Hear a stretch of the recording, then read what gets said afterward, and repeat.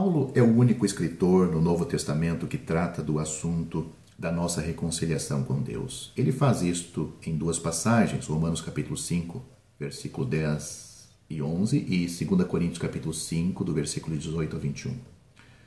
Porque se nós, sendo inimigos, fomos reconciliados com Deus pela morte de seu Filho, muito mais, tendo sido reconciliados, seremos salvos pela sua vida. E não somente isto, mas também nos gloriamos em Deus por nosso Senhor Jesus Cristo, pelo qual alcançamos a reconciliação. Então, esses versículos estão em Romanos capítulo 5, o versículo 10 e o 11. Note os outros versículos.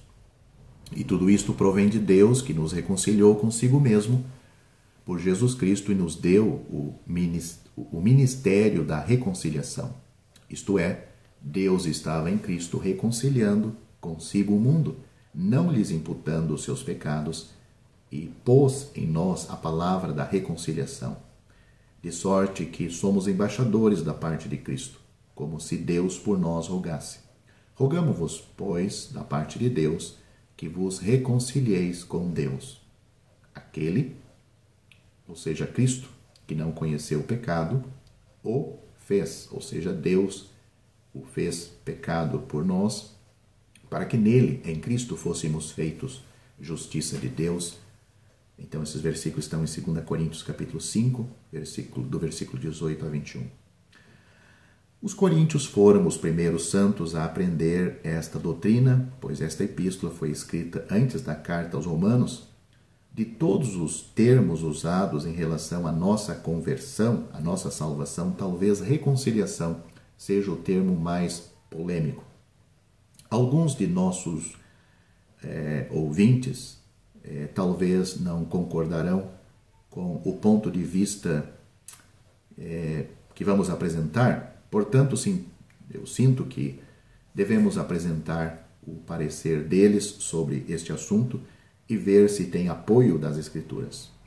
Um argumento muito defendido é o significado básico de reconciliar é mudar. E se isso for correto, segue-se que toda mudança tem que ser do homem, pois Deus não pode mudar. E isto ou melhor dizendo, a isto eles acrescentam que as Escrituras sempre falam do homem sendo reconciliado com Deus e nunca de Deus sendo reconciliado com o homem. Eles afirmam que Deus ama o pecador, mas odeia os seus pecados, e que seria completamente oposto a tudo que o Novo Testamento revela do seu amor, sugerir que Deus está irado com o pecador e que a sua ira, a ira de Deus, mesmo de um modo passivo, é contra ele, contra o pecador. Dizem que ele, Deus, tem os seus braços estendidos a receber o mais vil pecador, se este se mudar e for reconciliado. O beijo dado ao filho errante pelo seu pai amoroso, na história de Lucas 15, é o quadro mais expressivo aos seus olhos de reconciliação. Se alguém lhes perguntar que relação tem a morte de Cristo com este assunto, eles respondem que quando o pecador ouve do amor de Deus ao entregar Cristo à morte, o seu coração se quebranta e o ódio desvanece, e assim o constrangimento termina e tudo está bem entre o pecador e Deus. Para eles, não é a eficácia da morte de Cristo satisfazendo a exigência de Deus que produz a reconciliação, mas sim o efeito disto sobre o coração humano. De acordo com este ensino, sendo reconciliados com Deus é o apelo ao pecador para deixar a sua hostilidade e tornar-se o amigo de Deus. Como alguém já disse, aquele amor maravilhoso demonstrado na cruz é o único poder que pode transformar a nossa alienação em amizade feliz e derreter a geada e o gelo da indiferença e temor, transformando-os em amor. Este amor, e somente ele, é a solução para a teimosia e para corações distantes. Cada homem precisa perguntar-se a si mesmo: estou eu reconciliado com Deus? A visão do seu grande amor na cruz já me conquistou? corpo e alma para o seu amor, para o amor de Deus e serviço de Deus, essa é a ideia que eles pregam, né? Temos que admitir que esta ideia de reconciliação é atraente ao pregador do Evangelho e parece encaixar-se bem com a sua mensagem. É também atraente ao pecador, pois leva-o a pensar que ele tem algo a fazer para ganhar o favor de Deus, algo que não lhe será difícil, pois Deus já o ama. Mas quando consideramos as duas passagens mencionadas que eu acabei de ler ao início desse vídeo, que tratam de reconciliação, não encontramos nelas nenhuma referência à ação ou atitude do homem, mas sim descobrimos que Deus já fez tudo. Ele reconciliou o mundo.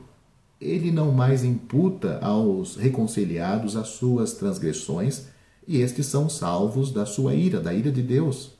Deus e não o homem é o sujeito. E aquele que tudo fez. Diz que Deus não pode mudar a sua atitude para com o homem é contradizer muito do que se encontra nas Escrituras, pois, por estranho que nos pareça, muitas das referências a arrepender nas Escrituras são relacionadas a Deus, especialmente no Antigo Testamento.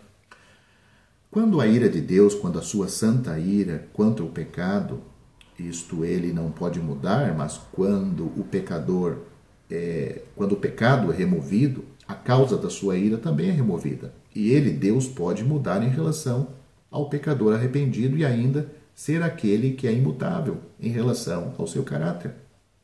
Seria contrário à sua natureza estar irado sem justa causa. Quanto à afirmação nunca é dito que Deus é reconciliado com o homem, temos que lembrar que, sem exceção, o menor é sempre reconciliado com o maior. Assim, um rei nunca é reconciliado com seu súdito, e nem um senhor com o seu servo. Portanto, seria totalmente errado falar de Deus sendo reconciliado com o homem. Mas, em princípio, é exatamente isto que acontece. Todos concordam que a ira, em Romanos capítulo 5, por exemplo, onde nós temos a ira, é a ira de Deus. Mas o que muitos não veem é que a sua ira é contra o pecador e não somente contra os seus pecados. Deus se ira todos os dias, mas com aqueles que não se arrependem. A sua ira talvez nem sempre é despertada, mas ela existe e não devemos brincar com ela. Em nenhuma destas passagens a morte de Cristo é apresentada como aquilo que muda o coração do homem, mas sim como aquilo que cumpre as exigências de Deus. Somos reconciliados com Deus pela morte de seu Filho. É isso que nós lemos. E isto é o paralelo de justificados pelo seu sangue. E nestas afirmações, a morte de Cristo é a base para a bênção concedida. Além disso, temos que afirmar que tanto a justificação como a reconciliação são instantâneas e não um processo na obra salvadora de Deus no pecador. A mudança no coração do homem pode levar algum tempo e ser gradual, mas com reconciliação, o pecador, inimigo de Deus e debaixo da sua ira, no momento pode estar em paz com Deus, sem uma nuvem sequer entre eles. É por isso que ele pode regozijar-se em Deus, e porque Deus também pode olhar para ele com prazer. Se Deus não pudesse constituir o homem justo, ele nunca poderia reconciliar, mas em Cristo, que foi feito pecado por nós, uma obra foi feita que permite a Deus remover o pecado com justiça, deixar de lado a sua ira e receber o rebelde à sua santa presença. Se uma mudança no coração do homem pudesse realizar a reconciliação, então não haveria necessidade de Cristo ter dado o seu Filho. Mas assim como a nossa redenção, a nossa justificação e a nossa propiciação são frutos da cruz, assim também a nossa reconciliação. Todos os reconciliados têm provado a mudança no seu coração, mas isto nunca foi o resultado e não a causa. Mas, melhor dizendo, isto foi o resultado e não a causa. Paz com Deus não é a tranquilidade no nosso coração, mas a remoção da nossa culpa através da justificação. E não importa quais sejam os nossos sentimentos interiores. Assim, o verbo reconciliar não descreve uma mudança na disposição do homem, mas sim uma mudança objetiva da situação da qual Deus colocou este homem. Portanto, quando somos reconciliados com Deus, nos aproximamos de Deus. Não existe mais aquela barreira de inimizade. Isto acontece quando o pecador é salvo por Cristo. Quando este pecador, arrependido dos seus pecados, ele crê no Senhor Jesus Cristo. Ele é salvo. Quando a pessoa é salva, tantas coisas acontecem. Ele é justificado, reconciliado, ele recebe a vida eterna, ele recebe o Espírito Santo. Será que você já é salvo? Você já foi salvo por Cristo? Para você ser salvo, a Bíblia aponta um único caminho: crê no Senhor Jesus Cristo. Pois pela graça sois salvos por meio da fé. Isto não vem de vós, é um dom de Deus. Não vem das obras, para que ninguém se glorie. Efésios capítulo 2, versículos 7, 8 e 9.